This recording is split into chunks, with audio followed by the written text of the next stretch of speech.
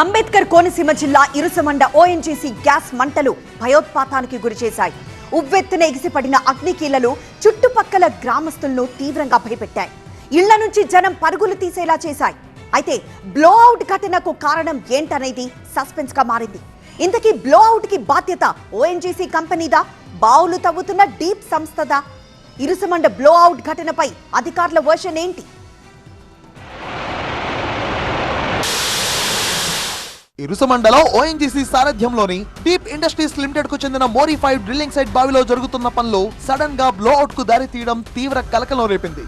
దాదాపు కిలోమీటర్ మేర గ్యాస్, ఆపై మంటల నుంచి వచ్చిన పొగ కమ్ముకోవడం, పేలుళ్లు, గాలి వీచినప్పుడల్లా అగ్నికీలల భారీ శబ్దాలతో విరుచుకుపడడం సంచలనం క్రియేట్ చేసింది. అయితే ఈ బ్లోఅవుట్ ఘటనపై ఓఎన్జీసీ రెస్క్యూ టీం కీలక ప్రకటన చేసింది. ప్రస్తుత పరిస్థితి అదుపులోనే ఉందన్నారు ONGC technology field services director Vikram Saxena.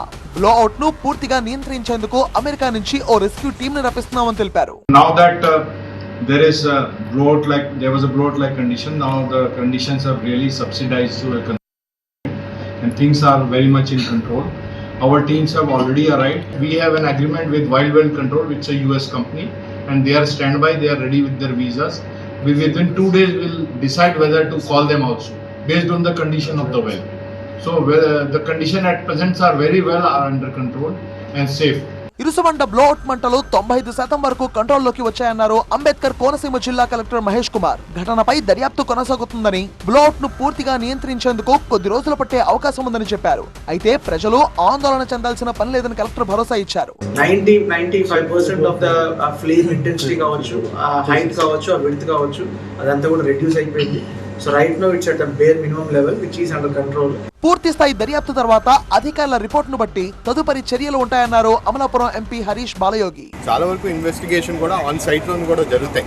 ఎందుకంటే వాళ్ళు ఏ విధంగా దాన్ని గ్యాస్ రిలీజ్ చేసే ముందు వాళ్ళు సెక్యూరిటీ ప్రికాషన్స్ తీసుకున్నారు. ఇవన్నీ కూడా వాళ్ళు అది క్లూస్ టీమ్ అదంతా ఇన్వెస్టిగేషన్ అప్పుడు చేయగలుగుతారు.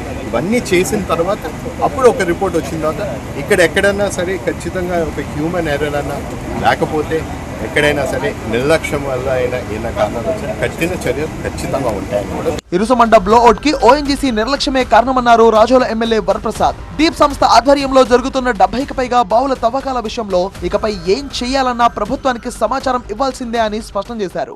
ఒక గవర్నమెంట్ ఏజెన్సీ చేసేటప్పుడు ఇది ట్రాన్స్పరెంట్ గా చేయాల్సిన బాధ్యత ఉంది. అలాంటి బాధ్యతను విస్మరించారు. తర్వాత 72 వెల్స్ డ్రిల్ చేస్తున్నారని చెప్తున్నారు మీరు. డీప్ ఇండస్ట్రీస్ లిమిటెడ్ ద్వారా ఎక్కడెక్కడ ఏమిటి ఎప్పుడు చేస్తారు, మీ షెడ్యూల్ ఏమిటి, ఆ క్లారిటీ ఇవ్వాల్సింది ఉన్నదని చెప్పి. మొత్తంగా ఇరుసమండ మంటల ఘటనపై అధికారుల దర్యాప్తు కొనసాగుతుండగా పూర్తి రిపోర్ట్ తర్వాత బ్లోఅవుట్ కి బాధ్యత ఓఎన్జీసీదా లేక డీప్ సంస్థదా అనేది తేలనుంది.